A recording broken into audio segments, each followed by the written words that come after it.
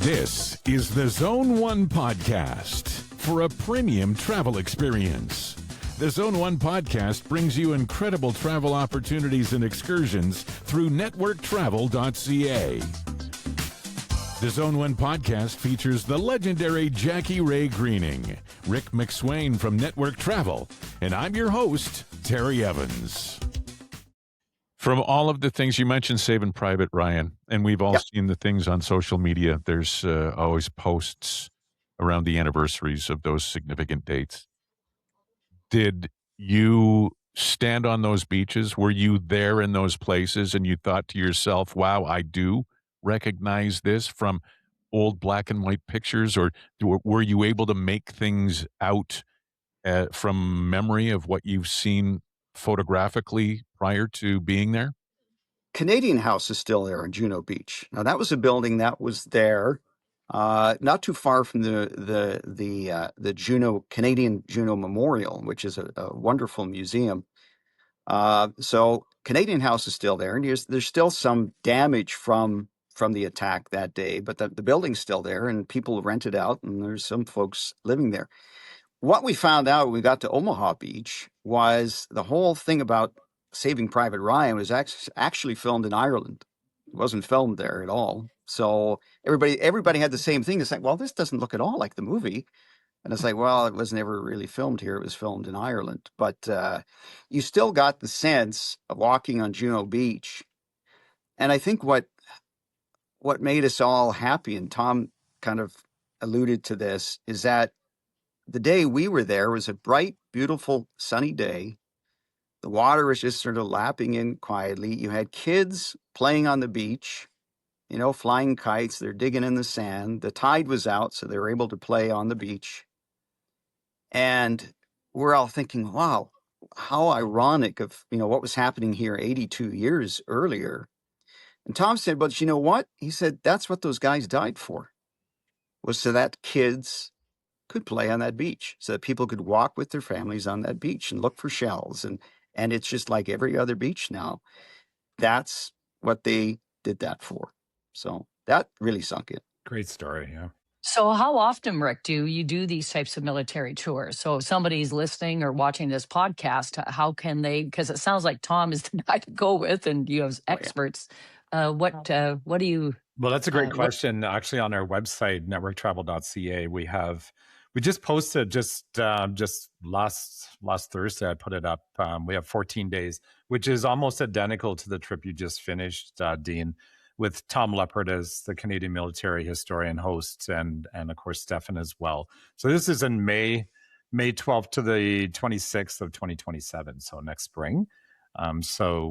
Same, almost identical situation as that. The same experience we just talked about, Dean. So yeah, if you get a chance, I would just say, and Tom said it many times, every Canadian should have an opportunity to see at least some of this, because it changes your whole perspective on really who we are as a nation.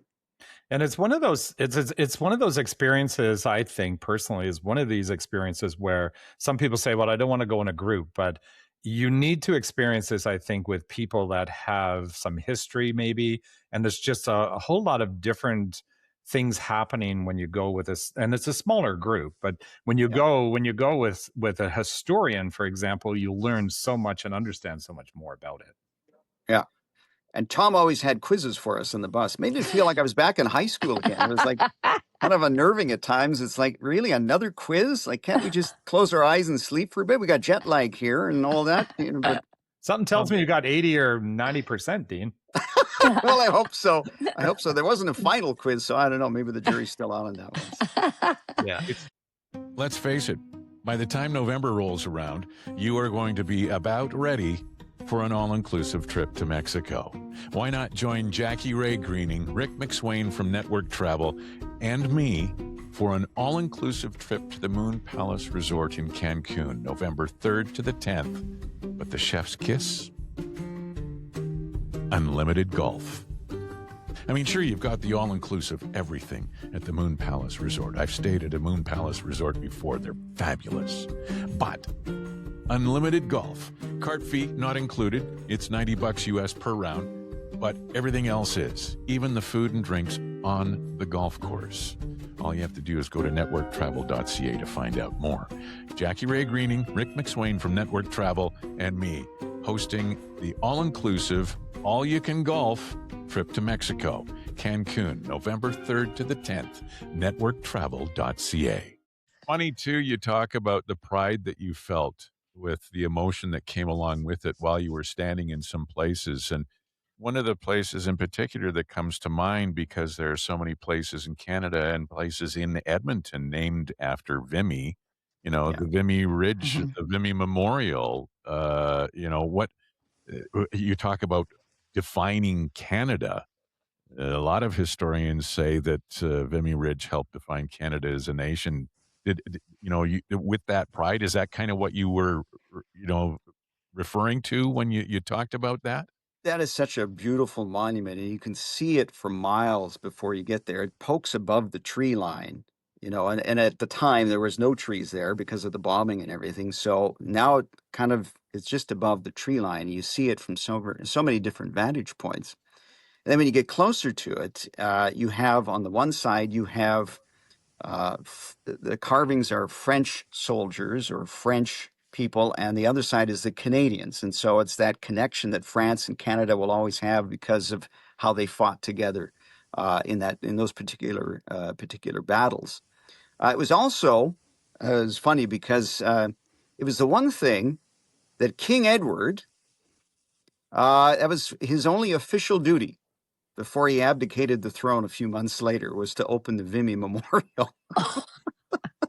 So I was like, well, I guess he managed to do one thing. And he's probably thinking about what's her name the whole time, but he managed to get there. Good old what's her name? There was something else, like Tom. I mentioned how Tom always sent us pictures the day before. He sent us a picture of Adolf Hitler walking away from the Vimy Memorial, and it was on the same trail that we were walking on. And we all said, well, what was he doing there? Two reasons he came to the Vimy Memorial in about 1941, somewhere in there. He had been fighting in the First World War with his battalion, I think in Passchendaele or some area like that. But he wasn't with his group that day because he was sick. And we're all thinking, boy, that could have taken care of a lot of problems if he had actually been there. No kidding. And the second part, the reason he came to Vimy was and not to give Hitler any credit for anything, I certainly don't want to do that, but he came to that memorial because he had a great deal of respect for Canadian soldiers. He said, these guys are tough fighters, some of the best. And he said, no matter what happens in this war, the Second World War, he said, I will not destroy the Vimy Memorial. Really? So Wow. put that in your pipe and smoke it. Yeah. Hitler actually had a conscience. Really? Yeah. So Shocker. when you go to places, again, I keep coming back to the emotion because every Remembrance Day when the ceremonies are being held and the last post is played, Yeah. it chills me. It cuts to the bone. And your group attended the last post at the Menin Gate. Mm-hmm. Maybe describe the atmosphere there, what the significance of the Menin Gate is for people that might not know. And The Menin Gate is near Ypres, which was totally obliterated. It's built back now. It's a beautiful, beautiful city. But they've been doing this ceremony at the Menin Gate now. It's a memorial. It's a kind of a tunnel over top of one of the main roads. And they have this memorial every night around 8:00. And they've been doing that. Next year will be a century that they've had it every day. They have about 200 volunteers who take care of it. It's only about a 10-minute ceremony. Stefan, our guide, had said there are times he's been there when there's been him and the two people organizing it that are all there. The night that we were there, it was about 1,000 people on either side of the street, and they have wreath laying, and they play the last post. And we were so fortunate because the organizers found out there's Canadians in town, and they're here on a military tour, and they said, would you guys like to lay some wreaths? Wow. And so we had some former military people in our group, so they laid one, and then me and two other ladies laid a wreath on behalf of CFCW and also Network Travel. And so what a thrill to be able to do that, to have the last post, and then we solemnly walk up, we lay the wreath, come back, and there's 1,000 people watching this. And they've been doing this, like I said, next year will be a century. Every day, rain or shine, no matter what, they have this ceremony. And it's amazing. It's like what I said before. They understand what this all means. And is They that understand. bagpipes, Dean? Do they play the bagpipes? No, it's a bugler. Oh, okay. He plays the last post. Yeah. Okay. And they have a few words, a few comments, and then you lay the wreaths, and then a few words out, and everybody disperses. And they've been doing that for a century. Wow. As if Vimy, all the things that we've talked about, especially, kind of pointing toward France, as if that weren't enough to make this trip memorable for a lifetime. You went and were in Belgium and the Netherlands and learned and saw more, or added to your knowledge of the liberation of the Netherlands and everything from there as well. Yeah. And the folks there, same as Belgium, same as France, they understand the importance of what Canadians did. They're very gracious, and there were times we had to remind ourselves that we were not in Canada, because there's so many Canadian flags, so many places that Canada this, Canada that. I mean, it was more so in those countries than we see in our own country sometimes, where we had to step back. Like, they had the entire Canada, they had Alberta, they had Edmonton, and they're showing all this stuff at these museums and at these different sites. And we had to remind ourselves we're not in Canada, but it sure felt like we were.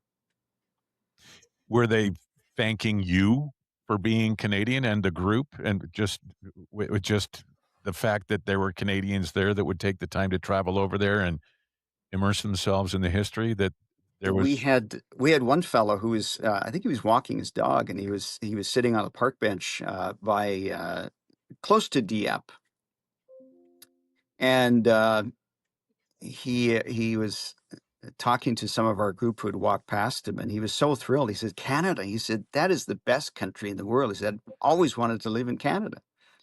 And so we talked to him for a few minutes, and then we all got back to the bus because we were going on. And all of a sudden, he pulls out of his bag that he's carrying a Canadian flag and starts waving as we're going by. We had some kids in France who, as the bus, because we had a Canadian flag on the back window, but we also had some little flags serving in the front window of the bus. And as we're going by, they stopped, and the 3 kids saluted to us as we went by. And it was heartfelt. It was not, like we do here. This was like, they meant this, and they're waving, and it's important to them. And I'm sure their parents and their grandparents are saying, don't forget this. Don't forget it, because, we have what we have in these countries because a great part of what Canadian soldiers did. So, It's sad we have to go to Europe to become more patriotic, right? Yeah. True. Yeah. Isn't that something?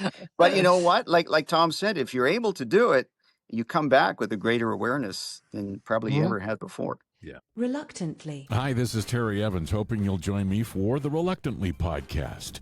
ReluctantlyPodcast.com, with guests like Tom Cochran, Brian Johnson from AC/DC, Brian Baumler, and Kevin Lowe, formerly with the Edmonton Oilers. Also Darby Mills, Lee Aaron, Haley Benedict, and more. ReluctantlyPodcast.com. Reluctantly. What was your group like? Were there any of them? And you don't. I'm not asking for specifics or names or anything like that. Were there people there that were somewhat sort of, yeah, well, I guess we're going to this today, but at the end of the trip, things had completely changed for them as far as I didn't notice anybody like that. We went to probably more than 20 cemeteries in the whole trip, right from the day one till the end, and I don't remember anybody being like that. I think they were all appreciative, and each place had a different part of history, and Tom made that very real to us. He brought it to life for us every place that we went to, and we had a couple of days where we were just tourists. There were a few little towns in France that we stopped at and just see you in 3 or 4 hours, just go wander, and so we had that as well, and that was a nice break. And the final day in Amsterdam, we had a free day to just go explore. I think I walked something like 3 miles or something.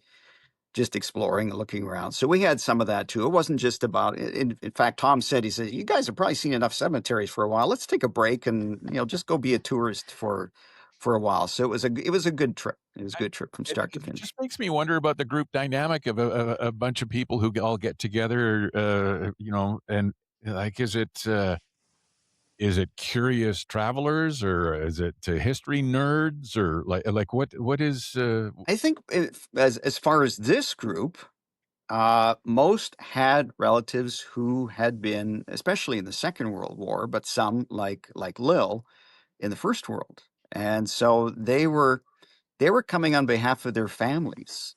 They were making that trek because they wanted to see the places. They wanted to, some of the parents came back, but they never spoke about war very much. And so we had Rosella was one woman who came with us, and she said my dad came back, and they had planned in the early '90s, and he was all gung ho about this, about going back to Juno Beach where he landed. Sadly, a month later, he passed away. So she finally came 30 some years later to fulfill that trip that they had planned with him, because he never talked about it. He mentioned, we came ashore here, but he never talked about it much. So she wanted to come on behalf of the family and see for herself where he came ashore. And she did. She put 8 flags in the sand right where their contingent came ashore at Juno Beach. And she was able to walk those places and see those places and see it for herself. So she fulfilled, or kind of closed a circle that they had hopefully had tried to set up back in the '90s, where he could come along too, but that never worked out. So.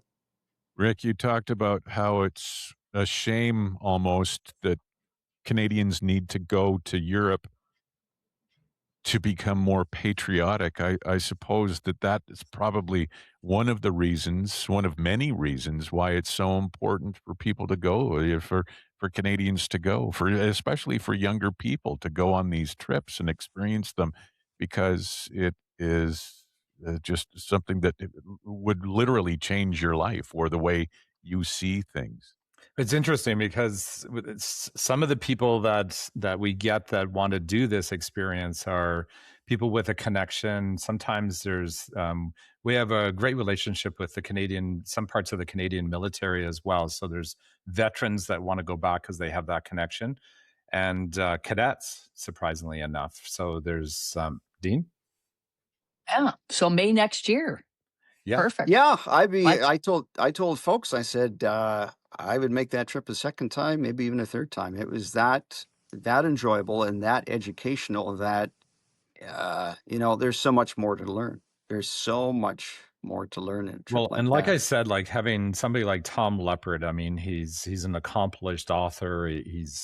This is his thing, right? And you can attest to that, Dean. He's so good, right? Yeah, he is. He's the best. And- And I mean, the whole trip itself, you had Stefan, who was looking after all of the other logistics of the trip.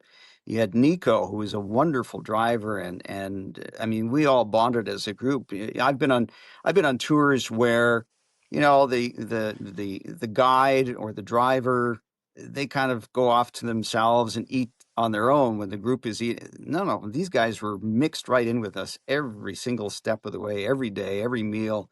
And it was tough to say goodbye to those guys after 2 weeks, because that was like, you're looking at your watch going, is it 2 weeks? Yeah. A lot of trips, you're like, last 5 days, you're like, come on, let's get on, we're ready to go home. People are like, oh, this is fantastic. Yeah. So you were talking about having the opportunity for a day or two or an afternoon to be a tourist, and it made me think. Scott Haskins, formerly of the Edmonton Sun, wrote a book, "Laughing in the Face of Danger," where he went around all over Canada and he interviewed men and women who were involved in conflict, World War I, World War II.